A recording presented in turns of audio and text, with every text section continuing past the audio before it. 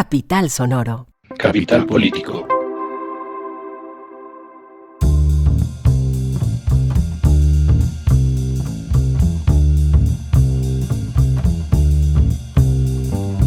Capital Político es un podcast que semana tras semana, 2 veces a la semana, se ocupa de las noticias más importantes de Colombia, Bogotá y el mundo. Yo soy Santiago Rivas y tenemos un episodio con 3 secciones bien interesantes. Primero, vamos a hablar sobre garantías jurídicas para las elecciones que vienen, porque la misión de observación electoral tiene un plan de despliegue de garantías y pues garantizar obviamente el derecho al voto pues es fundamental. Después vamos a hablar sobre fentanilo, porque tenemos muchos temas de drogas, pero nos queremos enfocar en uno que parece ser al mismo tiempo urgente, pero no lo suficientemente importante como para que se haga una verdadera investigación cuando se habla de fentanilo.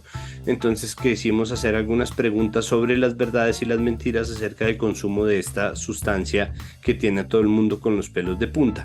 Y vamos a hablar también sobre la investigación realizada por Plano Negativo, el laboratorio de Forensic Architecture aquí en Colombia, acerca de la muerte de Dylan Cruz de cara a el caso que se está siguiendo en contra del capitán del SMAT, Manuel Cubillos Rodríguez. Entonces, empecemos.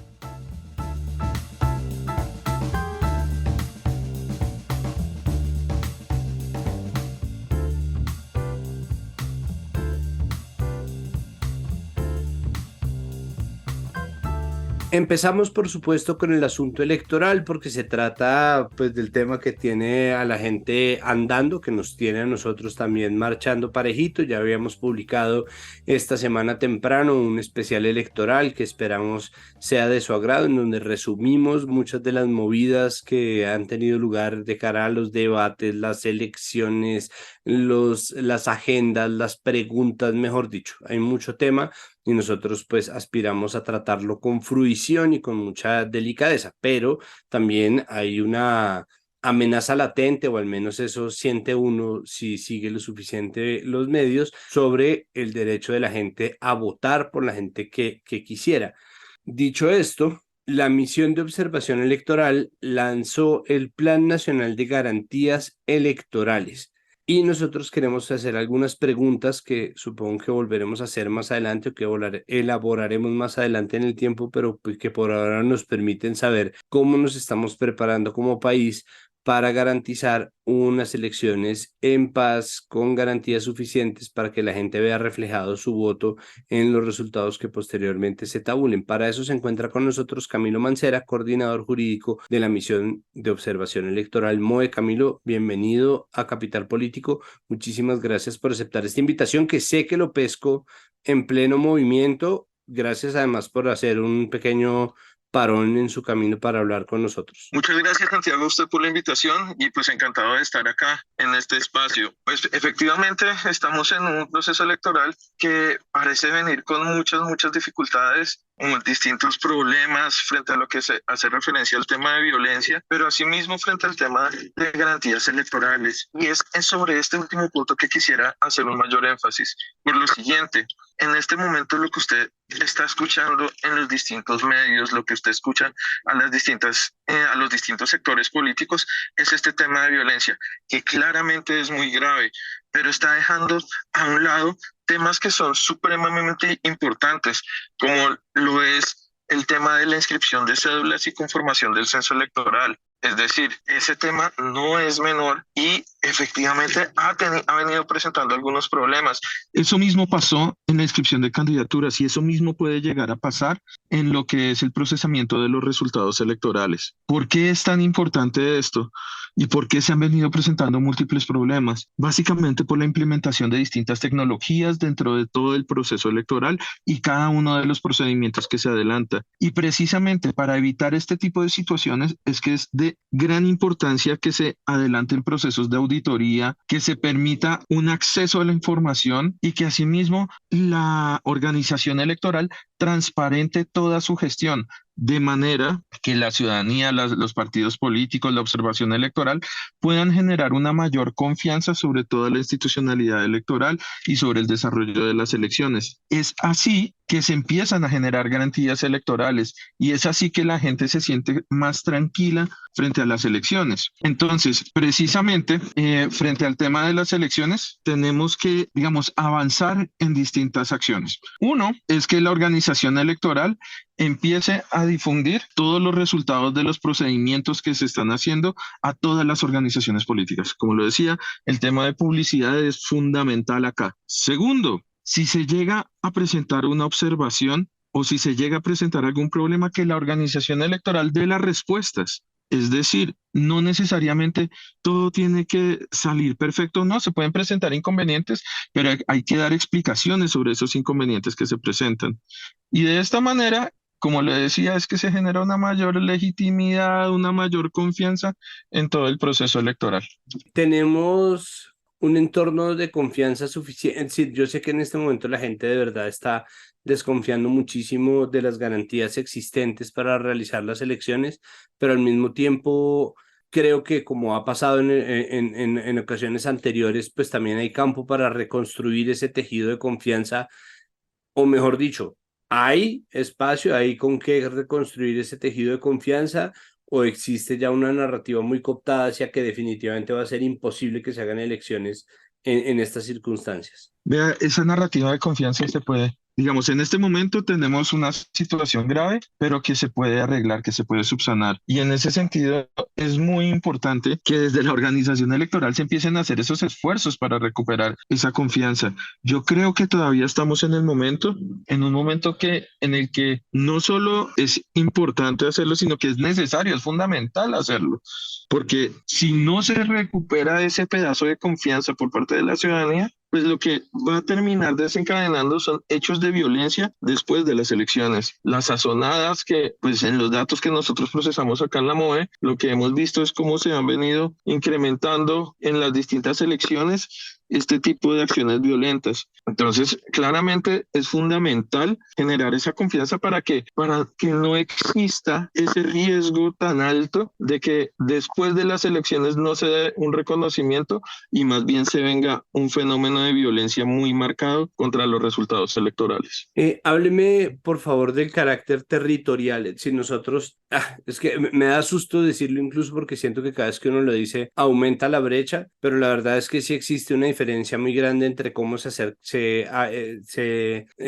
las cosas en los centros urbanos a lo que pasa en lo que llamamos los territorios, ¿no? Entre la Colombia rural, los municipios pequeños, pues obviamente las diferencias son gigantescas en términos de brecha tecnológica, de brecha de transporte. ¿Cómo está diseñado este plan para acoger estas diferencias y afrontarlas? Bueno, efectivamente la brecha es bastante marcada desde la misma inscripción de cédulas, de hecho, desde antes, desde lo que son los puestos de votación, cuando usted ve la diferencia entre lo urbano, en la medida que usted se tiene que desplazar 5 o 10 minutos para llegar a su puesto de votación. En lo rural, lo que vemos es personas que se encuentran a 8, 10, 12 horas del puesto de votación más cercano. Es decir, hay un tema problemático frente a los puestos de votación. Afortunadamente, desde la organización electoral se tomó la decisión de incrementar el número de puestos de votación rurales. Ahora el segundo paso que hay que hacer es brindar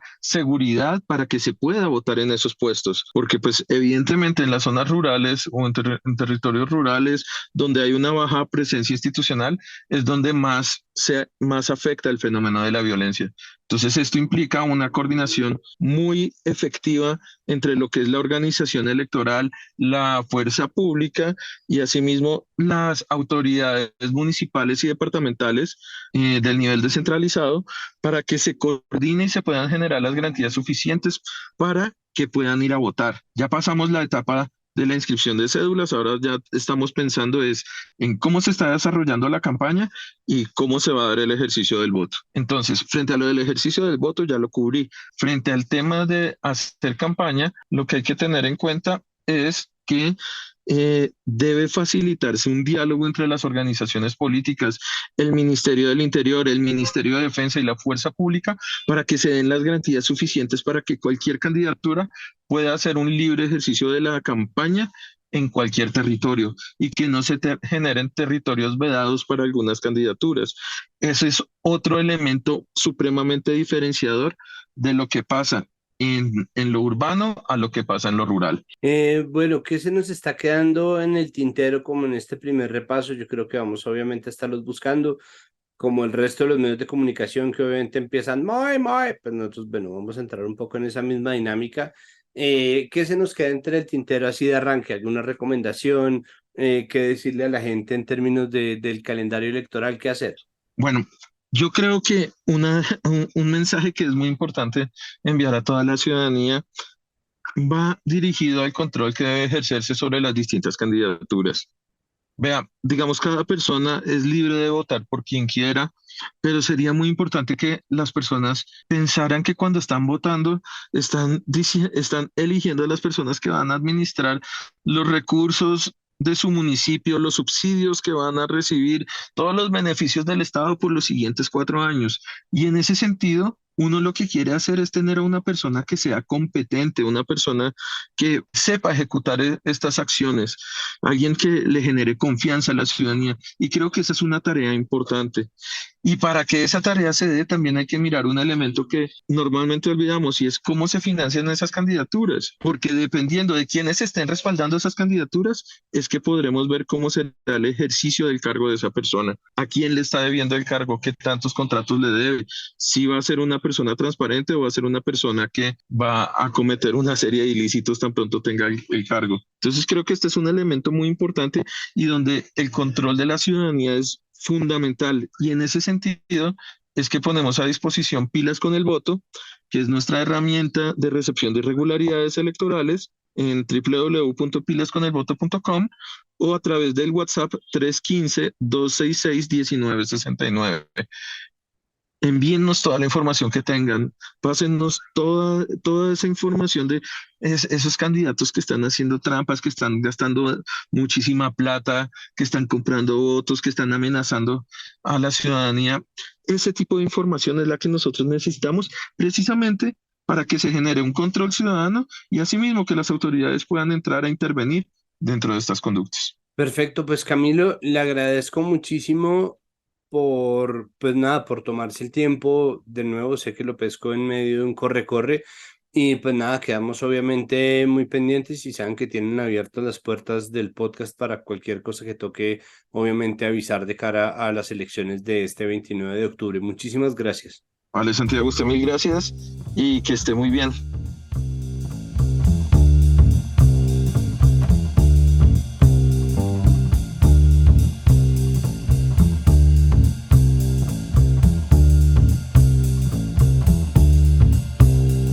Santiago, en la mencionada Conferencia Latinoamericana y del Caribe sobre Drogas que se realizó en Cali recientemente, la cumbre no pudo eludir un tema que tiene las alertas encendidas en Estados Unidos y Canadá: la crisis de salud pública por el consumo problemático de drogas sintéticas, en especial de opioides derivados del fentanilo, que dejó en Norteamérica más de 100.000 muertos en 2021. Aquí en Colombia hemos tenido algunas noticias al respecto. A finales de mayo de este año, el fiscal Francisco Barbosa anunció con tono de pánico y sobre todo con muchísimas imprecisiones sobre la incautación de fentanilo. Hubo que aclarar que el fentanilo en ampolletas no es una sustancia de producción ilegal, sino un opioide comercializado de manera legal. En su momento, Échele Cabeza, un proyecto que busca generar y difundir información sobre sustancias psicoactivas para la reducción de riesgos y daños, al tiempo que promueve y fortalece la capacidad de decisión y la respuesta de la población joven vulnerable y no vulnerable frente al consumo. También explicó que era erróneo el vínculo que hizo el fiscal Barbosa de la sustancia encontrada por sus agentes y lo que ha producido una epidemia en los Estados Unidos por sobredosis. Esta última es un análogo sintético del fentanilo que sí es de producción ilegal, inestable en su concentración y que se utiliza para adulterar la oxicodona. También hace 2 semanas el médico Jorge Alonso Marín, toxicólogo de Clínica Soma en Medellín, reportó 2 casos de intoxicación por el supuesto consumo de fentanilo presente en el tusi, esa mezcla de sustancias psicoactivas que se ha popularizado tanto. Pero muchas veces estas informaciones quedan sueltas, sin mucho contexto y sin mucho seguimiento. Queremos entender realmente cuál es la situación, los riesgos y prevenciones que se pueden tomar, y para esto estamos precisamente con Julián Quintero, sociólogo, fundador y director de la ya mencionada Échele Cabeza, un proyecto de la Corporación Acción Técnica Social. Julián, bienvenido a Capital Político, ¿cómo está? Muy bien, muchas gracias por la invitación y nada, aquí estoy disponible para lo que necesiten. Julián, aquí arrojábamos algunas pistas, pero quiero que usted nos explique con mayor claridad. En una entrevista con El Espectador, con Candice Wells, representante regional de la Oficina de las Naciones Unidas contra la Droga y el Delito para la región andina y el Cono Sur, ella mencionaba que se habla de fentanilo como si fuera solo uno y que en este momento hay más de 70 moléculas diferentes relacionadas con el fentanilo, cada una con una potencia diferente. Cuéntenos un poco, yo sé que seguramente es como algo muy amplio, pero cuéntenos un poco las diferenciaciones clave que hay que tener en cuenta para acercarse al tema del fentanilo. Ahora además que están la serie sobre la oxicodona, que empieza a sonar más nombres como el carfentanilo, mejor dicho, en un esquema, ¿cuál sería como un esquema básico para entender esta problemática? A lo que se refiere a quien usted comenta y se refiere a lo que, digamos, se conoce técnicamente como los análogos sintéticos de fentanilo, de fabricación ilegal, básicamente. Todas estas variaciones de las cuales hacen mención son variaciones que usualmente vienen de laboratorios clandestinos y lo que hacen es modificar unas leves modificaciones moleculares digamos, a la molécula original, que es la que está fiscalizada. Esto básicamente tiene como objetivo evadir la regulación y el control, porque entonces lo que está fiscalizado es la molécula del fentanilo y entonces le agregan otro tipo de componentes que lo hacen sobre todo más potente y lo hacen más inestable. Entonces, de a eso cuando usted llega y dicen hay más de 70 registrados, es porque el mercado ilegal se ha puesto a modificar las moléculas originales para poder tener más potencia, pero ante todo para que no puedan ser regulados. Casi que básicamente uno lo conoce como alegal, porque es que no hay una prohibición explícita sobre esto. Lo que prohíben las convenciones internacionales es una molécula puntual que está inscrita, digamos, en los libros de las convenciones, y eso es lo que se hace cada año. Entonces, creo que eso es lo primero. Lo segundo es que lo que pasó con el fiscal y donde se enganchó Petro, pues claramente es un hecho muy desafortunado. Nosotros inmediatamente vimos estas declaraciones. Uno a veces no sabe quién es más peligroso y quién le hace más daño a este tema, si los políticos oportunistas, digamos, sembrando pánico a partir del desconocimiento y desde el lugar de poder en el que se encuentran, o si las mismas sustancias. Digamos, nuestra lucha constante es contra la desinformación. Realmente en este momento nos toca atacar más y concentrarnos más en la desinformación que en la sustancia en sí misma, porque de aquel reporte del fiscal, que es un poco el que desata toda la controversia y todo el pánico, logramos descubrir que de 3 de las afirmaciones, 2 eran falsas. Entonces, digamos que ahí es donde empieza también para nosotros la crisis de la situación, y es en la desinformación sobre cómo se manifiesta este fenómeno. Lo tercero es que en Colombia, y ustedes lo han dicho y lo hemos hablado, y creo que ya seguiremos repitiéndolo hasta el cansancio, y es que en Colombia lo que se ha detectado en el mercado ilegal es la desviación de un medicamento de uso legal intrahospitalario. Por eso me da mucha risa cuando la prensa nos llama a decirnos si usted sabe de dónde viene ese fentanilo y ese fentanilo dónde lo fabrican. Y uno llega y le dice, no, pues voltee la caja y lea la ampolleta, que ahí dice dónde es que la hacen y quién es el que la hace. Entonces yo creo que eso es como, y ese fentanilo de fabricación legal de un origen farmacéutico reconocido que se desvía, digamos, de las salas de cirugía y de los hospitales, eso hace más de 10 años lo registramos nosotros en la ilegalidad. ¿Qué tiene de característico ese fentanilo? Que, digamos, hace que el impacto negativo no sea tan potente como el de Estados Unidos, que es un fentanilo cuya concentración se conoce y que además es de baja concentración. Entonces, por eso una persona, cuando dicen que le echan el fentanilo con otra sustancia o cuando dicen que se lo inyectan, pues son personas que por su concentración y por su práctica, pues pueden soportar, tienen un rango muy amplio de seguridad, que eso es muy diferente a cuando aparece el fentanilo de fabricación ilegal o los análogos de fentanilo, que es mucho más potente y cuya presentación usualmente viene siendo en polvo. En Colombia solamente se han detectado 2 casos muy extraños de ese fentanilo, y los 2 casos han sido reportados claramente por el Observatorio de Drogas de Colombia. Entonces, yo creo que, y como otro elemento ahí, como para complementar, es que hay unos factores y hay unas condiciones previas que generan un ambiente propicio en Estados Unidos para que caiga y para que se enganche y pueda entrar de manera clara el fentanilo, y es toda la crisis de los opioides legales asociados a la oxicodona y al posicionamiento engañoso de un medicamento altamente dependiente y peligroso, como si fuera un medicamento. Eso le llamaron como pseudodependencia o pseudoadicción, como más o menos para enmascarar la dependencia, y lo que los gringos hicieron fue cultivar una tierra y abonar una tierra perfecta y generar las condiciones perfectas para que les cayera la tormenta del fentanilo. Eso no lo tenemos en Colombia, ni eso lo tenemos en América Latina. Entonces creo que esos 4 elementos son importantes para entender este tema del fentanilo. Quisiera tocar ahí precisamente 2 elementos que usted ya trae a colación, Julián. Como usted ya mencionaba, se ha encontrado que en Colombia y en otros países de la región hay casos de desvío de fentanilo por robos a farmacias, clínicas, hospitales.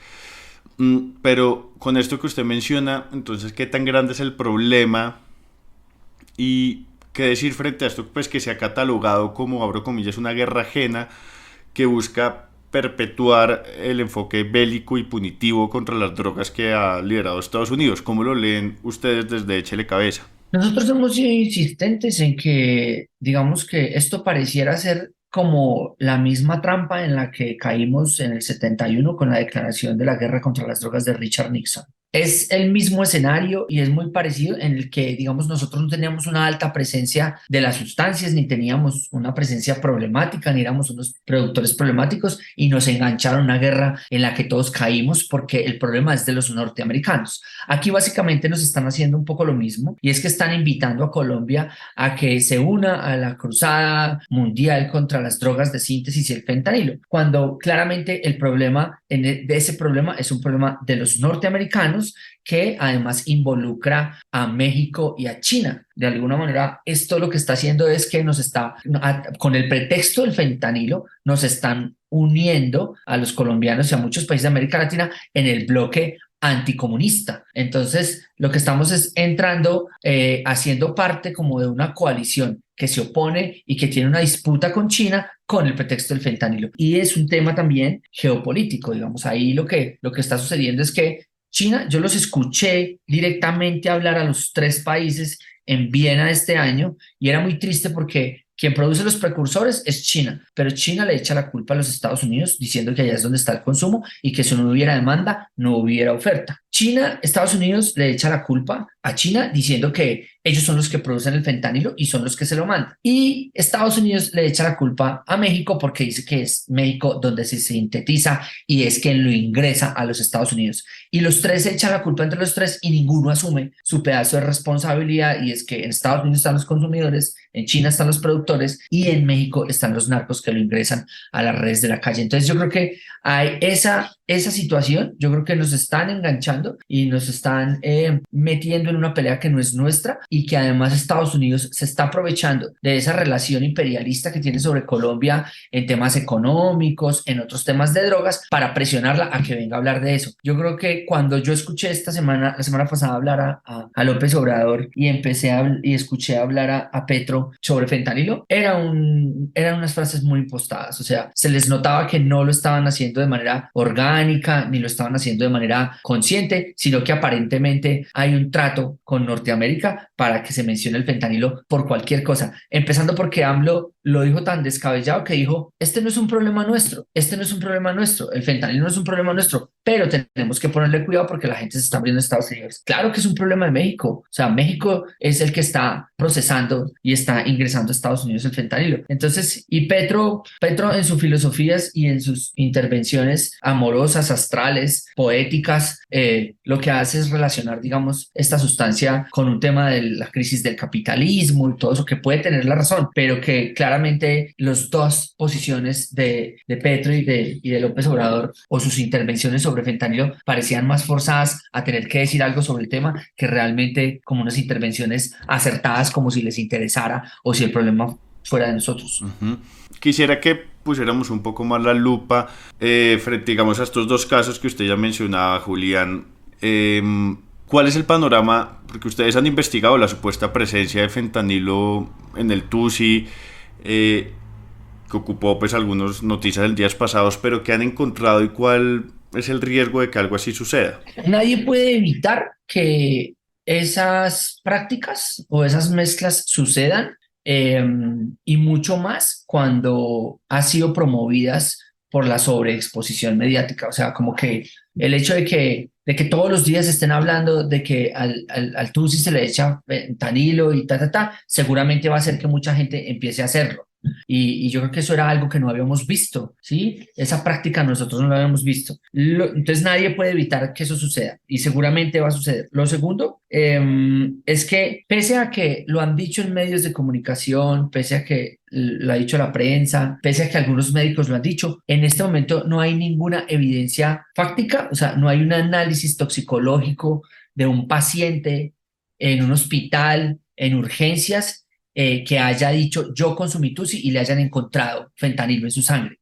Tampoco existe una prueba físico-química de una muestra de Tusi donde hayan encontrado fentanilo. Precisamente, Julián, ¿qué está pasando con ese polvo rosado que han encontrado ustedes y qué se puede hacer al respecto? Nosotros sí encontramos con pruebas de laboratorio confirmatorias con la Universidad de Caldas, sí encontramos oxicodona y encontramos morfina y encontramos benzodiazepinas.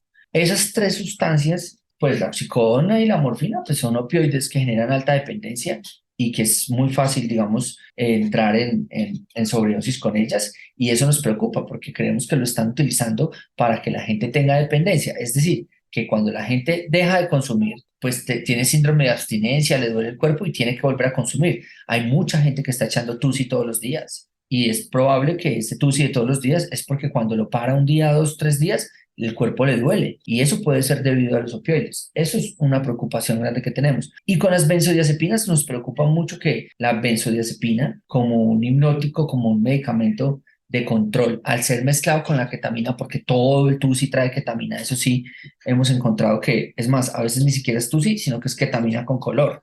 Entonces, lo que sí hemos encontrado es que cuando tú mezclas varios depresores del sistema nervioso, la probabilidad de tener un paro respiratorio es muy alto. Y sí hay casos reportados, digamos, de personas que llegaron con paros respiratorios al hospital, fallecieron y la sustancia que se reportó de consumo fue polvo rosado. Y si tú mezclas benzodiazepinas con alcohol, es literalmente fatal.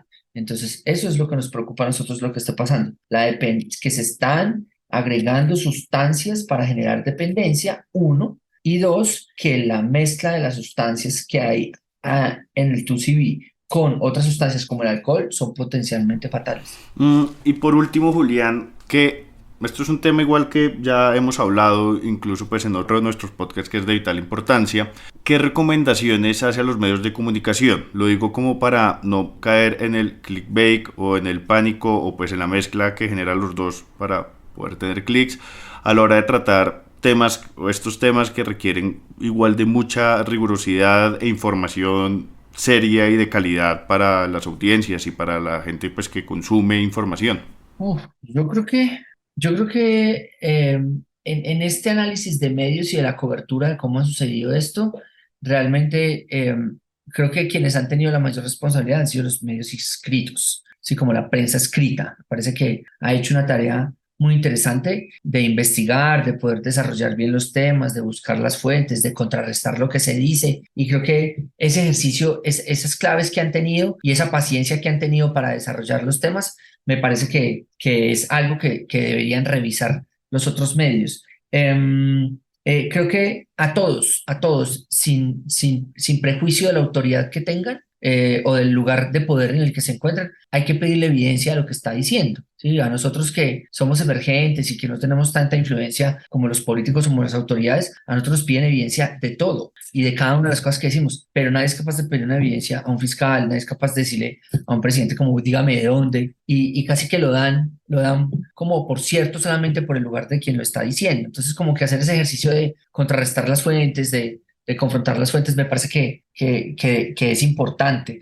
Yo creo que la prensa ha sido uno de los grandes partícipes, promotores y culpables del fracaso de la guerra contra las drogas, porque se fundamentó en el pánico y en el daño como estrategia de persuasión para que las sustancias no existieran. Yo creo que ese enfoque desde el daño, desde la catástrofe, desde el dolor, desde la muerte, como estrategia para evitar. Yo no digo que sean de mala fe, yo no digo que esas maneras de abordarse sean de mala fe, pero lo que sí está claro es que el miedo ya no es la estrategia para educar a la gente, ¿sí? El miedo fue lo que fracasó.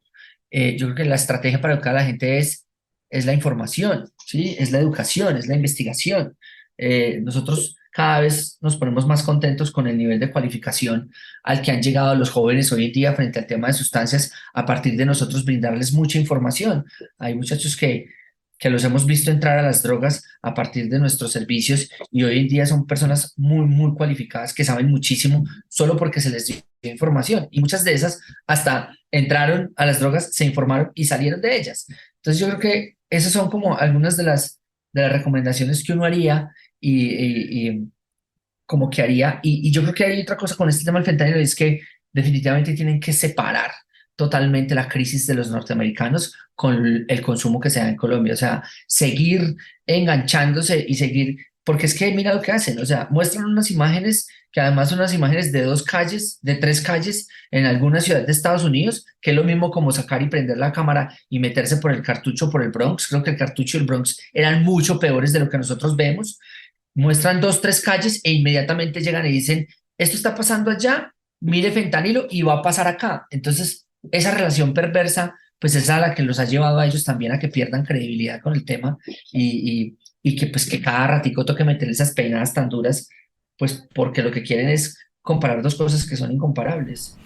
Perfecto, pues Julián, muchísimas gracias por acompañarnos en Capital Político y espero pues que volvamos y sigamos conversando sobre estos temas a profundidad. Oigan, muchas gracias a ustedes, gracias por la paciencia.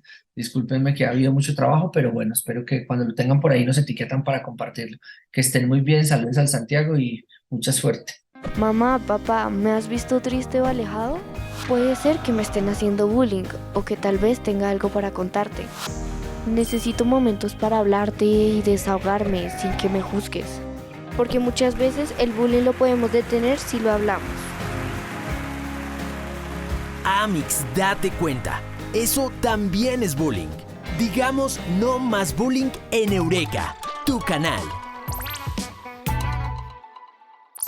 Cerramos este episodio de Capital Político con un tema que habíamos prometido que íbamos a tratar en capítulos anteriores. Ya se sabía de una nueva investigación, una nueva pieza de evidencia y estudio forense que cambiaba las cosas o al menos sacaba conclusiones muy distintas a las que tenía la fiscalía en sus manos en el caso del asesinato de Dylan Cruz, o bueno, de lo que todavía es la muerte de Dylan Cruz por causa del disparo de un proyectil denominado menos letal por parte de el capitán del SMAT, Manuel Cubillos.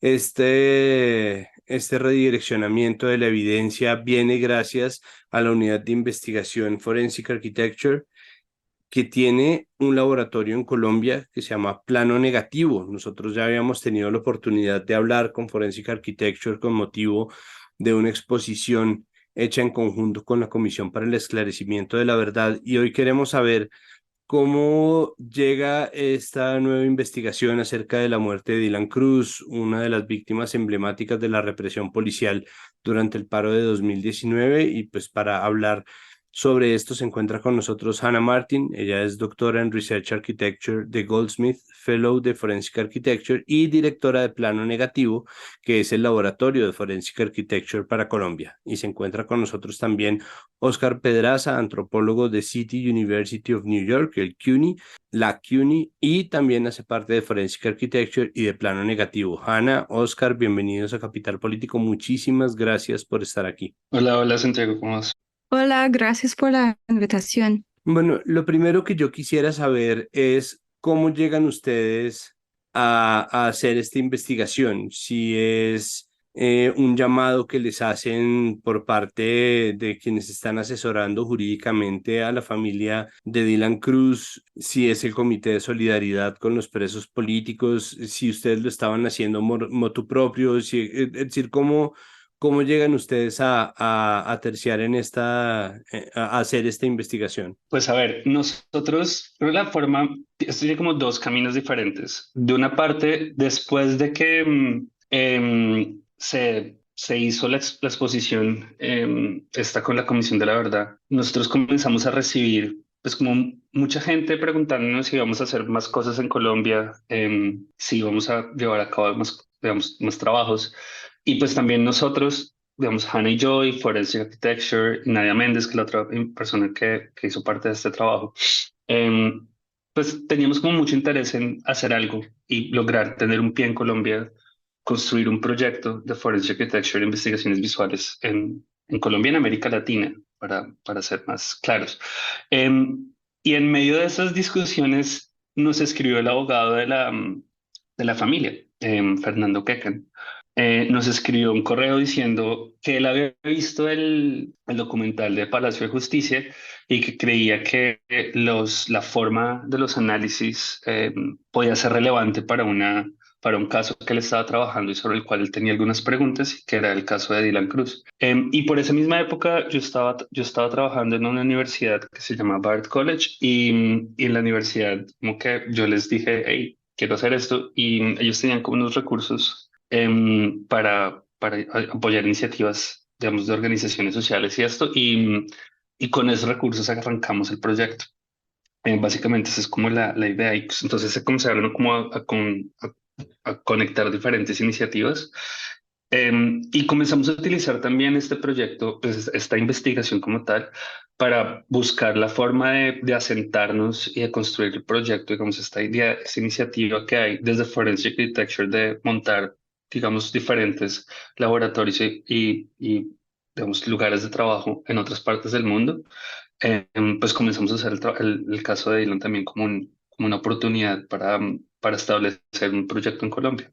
¿Existía ya una especie de dictamen o un análisis que había hecho el CEVAP, que tiene conclusiones opuestas a lo que surge en el video presentado, bueno, en el video que resume esto, pero en la investigación de ustedes las conclusiones son muy distintas? Nosotros vamos a dejar en las notas del episodio el enlace a este video en donde se explica claramente cómo se hizo el procedimiento, pero entonces háblenme por favor sobre lo que recibieron del CEVAP, qué les entregaron o qué había a disposición. Pues la fiscalía nos entregaron pues casi todo de su evidencia del caso, incluido sus informes de CEVAP. Había 2 informes, ¿cierto, Oscar? Del CEVAP. Sí. Entonces, sí, recibimos estos informes y también la evidencia videográfica primero. Y luego, después pues necesitamos pedir pues casi todo, entonces pedimos también la evidencia espacial, pues el modelo 3D que tiene otra historia del CEVAP, y desde ahí pudimos empezar el análisis, que es fundamentalmente un análisis contraforense de su informe. Sí, una cosa vale la pena. O sea, nosotros básicamente nos dieron toda la información del caso, todo lo que está contenido en el caso. Y eso incluye los informes del CEBAP, ¿cierto? Porque lo que hace el CEBAP es un centro, creo que se llama Centro de Evaluación y Valoración Probatoria, creo que es algo así. Y es un centro dentro de la Fiscalía que se dedica a evaluar evidencia. Eso significa que están los videos, están testimonios, digamos, hay algunos documentos de análisis balístico, em, y como dice Hannah, em, también están una serie como de modelos digitales que ellos construyeron y que hacen parte del análisis que resultan en los informes, ¿sí? Creo que eso es.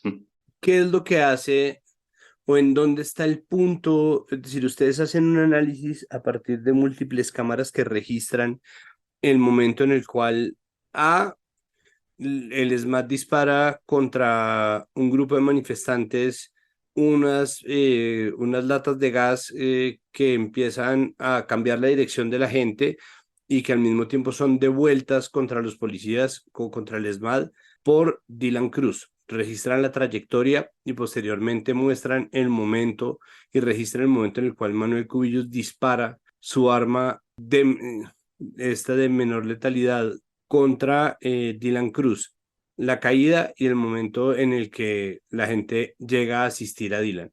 Es decir, esto está registrado, perdón si estoy diciendo lo que para ustedes es una obviedad, pero digo, para el público del podcast puede no estar como tan claro, pero digo, esto está registrado en video múltiples veces, pasó por un centro de análisis. ¿En dónde está el punto que hace que las conclusiones del informe que ustedes presentan sean tan distintas a lo que está presentando el CEBAP? ¿Cuál es el punto de inflexión que cambia uno y otro dictamen? Pues para mí es la metodología que utilizamos, porque, o sea, nuestra metodología combina las materiales en el espacio y también en el tiempo, porque hicimos una sincronización de los vídeos y ubicamos cada vídeo en nuestro modelo digital y desde ahí analizamos la escena. Pero la fiscalía aísla cada pieza visual y la analiza de manera independiente y fragmentado.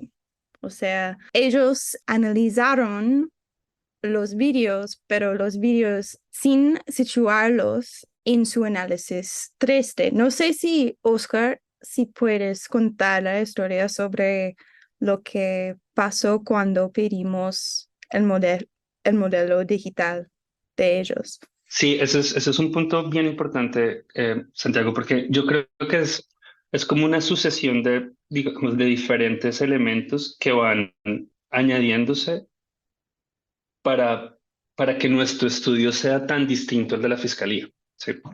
El primero de esos, que digamos, es este del modelo digital, y es que en el informe, que vale la pena decirlo, el informe se filtró a la prensa, el del CEBAP, en 2019, si no estoy mal. Semana publicó sobre eso, Coronel publicó sobre eso, en fin, o sea, en su momento se tuvo cierto impacto. Y en ese informe, básicamente lo que se argumenta es que Dylan se cruza en la línea de un disparo, ¿cierto? Que iba para otro grupo de personas, que Cubillos no lo ve. Y lo que comienza a pasar es que en ese informe ellos dicen que ellos hacen un análisis en 3D, que utilizan una serie, digamos, de tecnologías que permiten que ellos, digamos, que les permite a ellos llegar con cierta autoridad científica a esa conclusión. Y entre esas cosas argumentan, digamos, el hecho de que ellos tienen este modelo digital. Para nosotros eso fue muy sorprendente porque pues nunca habíamos, digamos, como Forensic Architecture, nunca habíamos trabajado para hacer un informe contraforense de una gente que había hecho un informe, digamos, un análisis digital parecido a lo que nosotros hacemos. Y entonces una de las cosas que hicimos primero fue pedirles a ellos el modelo. ¿Por qué? Porque si nosotros queríamos hacer un informe, un análisis parecido, o analizar las conclusiones de lo que ellos habían hecho, teníamos que buscar también la manera de entender lo que ellos habían estudiado, ¿cierto? Y una de las cosas de las cuales nos decía, bueno, y hacer un modelo digital de la calle 19 es súper difícil. Em, Implica básicamente que nadie se meta en la 19 por un rato y poder hacer el estudio de fotogrametría y bueno. Pero esto para decir que entonces ellos nos pasaron el documento y cuando nos pasaron el documento después de pedirlo por mucho tiempo, el modelo, ellos lo hicieron con una cosa que se llama Faro Focus 3D. Faro Focus 3D, exacto. Em, pero ellos nos dan la nube de puntos y no, digamos, un análisis digital, porque ellos no lo hicieron, ellos simplemente hicieron la nube de puntos, la malla, sobre la cual se monta un modelo en 3D, pero no hicieron el modelo en 3D, a pesar de que en el informe dicen que lo hacen, ¿sí? Y aquí es donde comienza como la cosa, porque a partir de ese momento nosotros nos comenzamos a dar cuenta, digamos, de las diferentes falencias en los procedimientos de análisis y la forma en la cual estaban argumentando esto. Entonces, ahí es cuando realmente comienza a cambiar la cosa, Santiago, porque cuando nosotros recibimos este análisis y nos damos cuenta de lo que está pasando, pues también podemos comenzar a decir que hay una serie de falencias que son más complicadas que simplemente un momento u otro momento. En términos más puntuales, me siento mucho alargarme tanto. El punto, digamos, de quiebre tiene que ver precisamente con digamos, esa coreografía de movimientos que se da entre el punto en el cual Dylan lanza el primer gas y el momento en el que recibe el disparo. ¿Sí? Y nosotros lo que hacemos es como centrarnos en un punto en esa coreografía de movimientos que implica una dinámica, digamos, digo coreografía porque es fundamentalmente Dylan se mueve y la policía responde al movimiento, ¿cierto?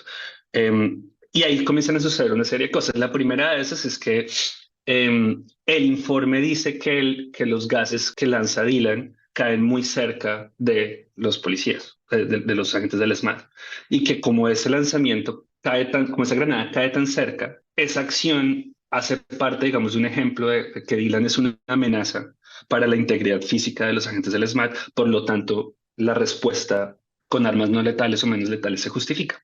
¿Sí? Además de eso, Dylan tenía un guante y el guante para ellos es un arma, porque con el guante lanza los ataques contra el SMAT. Y entonces digamos que ahí se van como juntando estos diferentes elementos. ¿Sí? Y luego de eso lo que sucede es que ellos dicen cae muy cerca y nosotros lo que nos damos cuenta es que cuando ellos dicen cae muy cerca realmente están haciendo una aproximación bastante inapropiada porque no tienen en cuenta el momento en el cual realmente el gas cae, sino un momento cualquiera que, que ellos definen de manera aleatoria cuando ellos se dan cuenta que el gas está cerca a los policías, pero el gas realmente cae a 27 metros de distancia de los policías. ¿Sí? A partir de ese momento para nosotros ya hay como una serie de preguntas donde la primera, digamos, preocupación que tenemos es sobre la base de que se hacen estas afirmaciones, estas definiciones, cómo hay un argumento de algo como muy cerca que justifica la acción del SMAT y sobre la base de que se argumenta que hay una proporcionalidad entre un guante, que es lo que Dylan tiene como arma, y el SMAT tiene como también, ¿sí?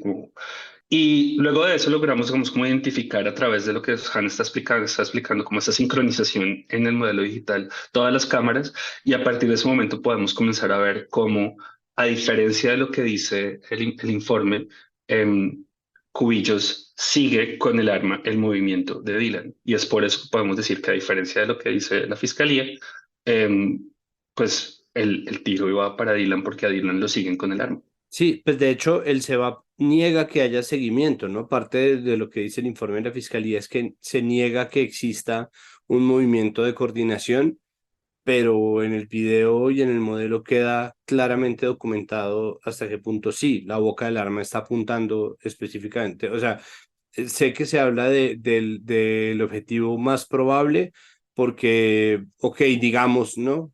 Que existe, pero está efectivamente apuntándose a la figura de Dylan Cruz. Y esto, bueno, estas diferencias y sí, estas diferencias en los análisis, ¿cómo lo recibe la Fiscalía? ¿Han tenido la oportunidad ustedes de cotejar eso? ¿Existe algún tipo de declaración más allá de lo que ha aparecido, por ejemplo, en el reporte coronel de las cosas que hemos visto hasta ahora pasar, o sea, desde el momento en que se publicó que existía este análisis hasta el momento en que estamos teniendo esta conversación? No, no que sepamos. Creo que la fiscalía no nos han comunicado, no podría decir cuál es la respuesta de la fiscalía ante esto. Ok, el abogado de Dylan Cruz ya pidió que esto fuera incluido como acervo probatorio, ¿verdad? Es decir, que este trabajo ya queda. ¿Esto ya está dentro del caso de manera oficial o todavía se trata de un análisis que está esperando a ser aceptado por algún tipo de entidad oficial? Está en el caso desde hace un rato largo, sí, pues por lo menos un mes. Ana, no sé, Hace, esto iba a preguntar yo.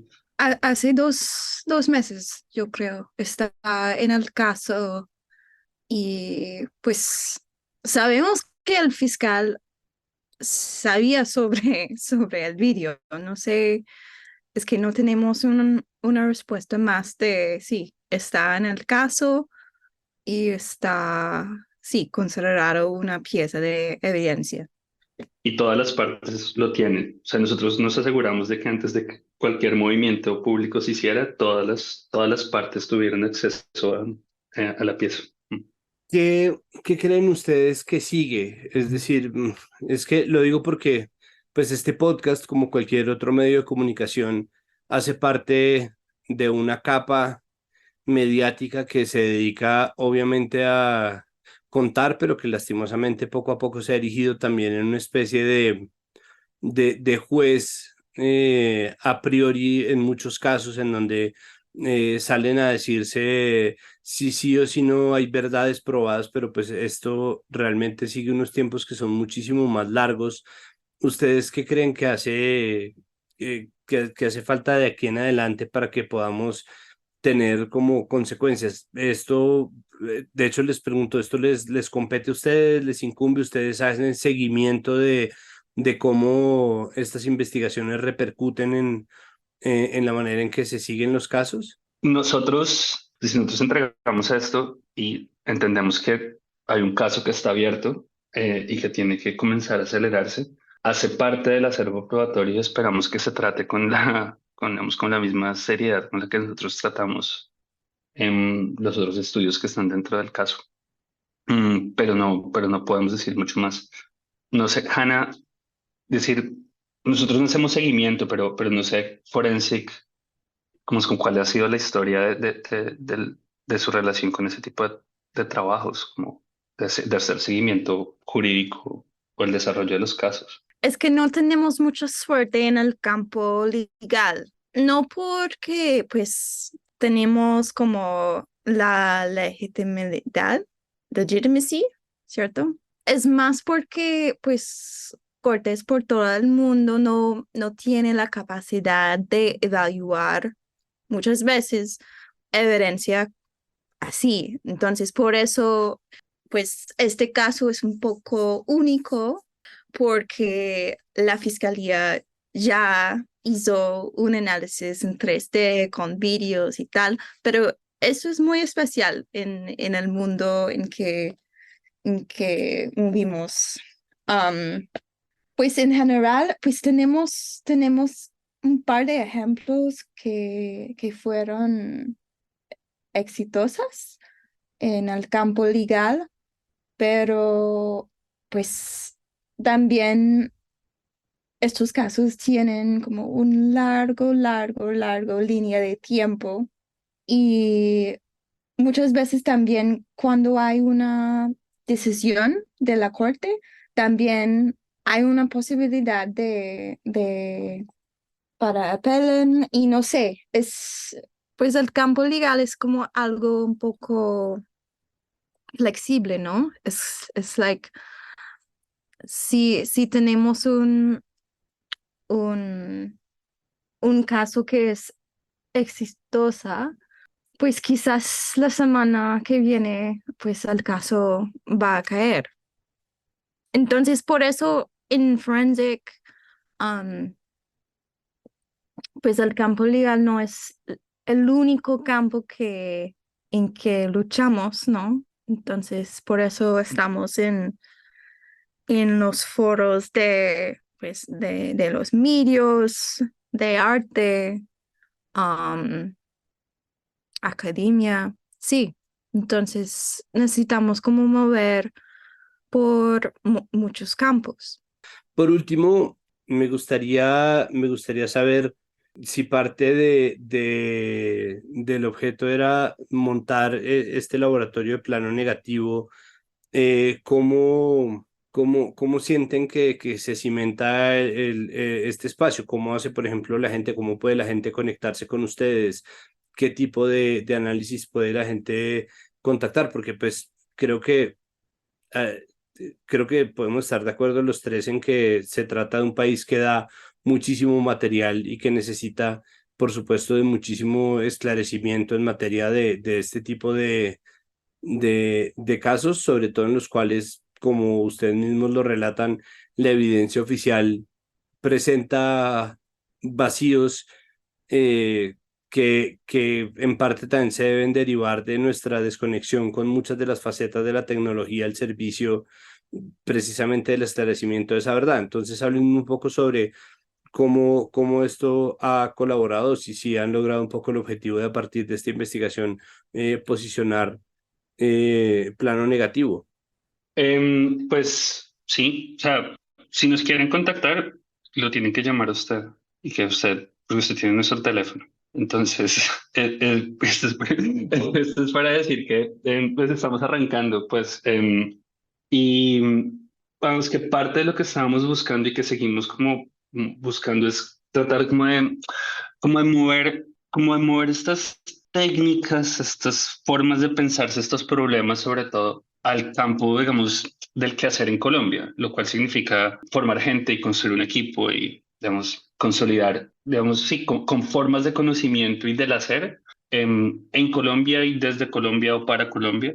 Y es como parte del proceso y en eso, pues, digamos, este caso sirvió porque logramos o hemos logrado, digamos, consolidar formar un equipo relativamente estable con gente que está en Colombia o que trabaja en Colombia o sobre Colombia, y con la cual podemos llevar estas cosas. Es interesante porque eso significa un poco, digamos, ciertos campos que usualmente no son, digamos, parte digamos, de este tipo de estudios de violaciones a derechos humanos o el otro ámbito que trabajamos, que es violencia ambiental. Digamos, no es necesariamente el lugar en el cual, qué sé yo, los animadores 3D suelen estar haciendo trabajos, ¿sí? O sea, no es como, hay muchas cosas que hacemos que significa, digamos, abrir un campo nuevo también para ciertas disciplinas. Y en eso estamos. Y creo que vamos bien en la medida de lo que podemos.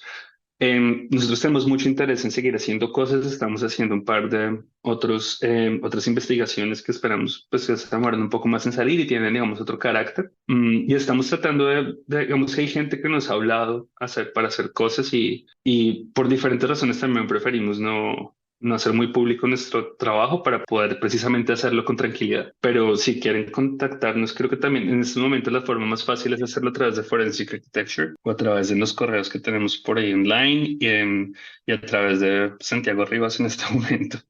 No sé qué más decir al respecto. Perfecto, no, pues yo aquí quedo muy a la orden esperando solicitudes para poderlos redireccionar, como dicen en los call centers, al trabajo de Forensic Architectures y de plano negativo. Pues bueno, Hanna, Oscar, muchísimas gracias por aceptar esta invitación y pues bueno, esperando que este sea de verdad el inicio de un buen trabajo en materia de esclarecimiento de la verdad en este país que tanto lo necesita. Muchas gracias. Pero bueno, nada, muchas gracias, Santiago. Gracias. Gracias, Santiago. Y hasta aquí este episodio de Capital Político. Recuerden que todo lo que hacemos en Capital Sonoro, que tiene no solamente este podcast, sino muchos otros, pueden ustedes encontrar el resto de contenidos si buscan Capital Sonoro en todas las plataformas en las cuales ustedes escuchen podcast. Recuerden que todo lo que se hace aquí en Capital Sonoro se hace gracias al trabajo arduo de nuestra productora María Alejandra Cuestas, de nuestro periodista investigador Juan Pablo Conto y de nuestro editor Cian León Bernardo González.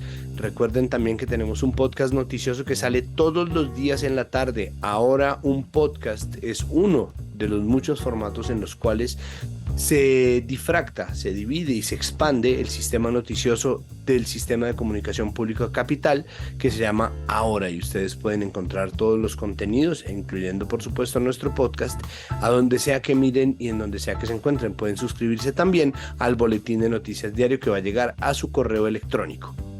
De la misma manera, recuerden que esto es comunicación pública, es decir, nosotros no necesitamos ningún tipo de suscripción o no necesitamos financiamiento de nadie. Muchas gracias por pensarlo. Lo que sí es, ya que la plata se la va a dar a un proyecto independiente que en realidad lo necesita, a nosotros lo que nos puede dar es un empujoncito con la difusión, ayudarnos a recomendarnos en sus chats familiares y de amigos, en sus redes sociales, pegar el enlace, y si la plataforma en la cual usted escucha Capital Político y cualquier otro podcast que nosotros tengamos tiene la posibilidad de calificar, por favor denos una calificación, ojalá buena, siempre y cuando le nazca. Muchísimas gracias por su audiencia y nos oímos en el próximo episodio al final de esta semana. Hasta luego. Capital Sonoro.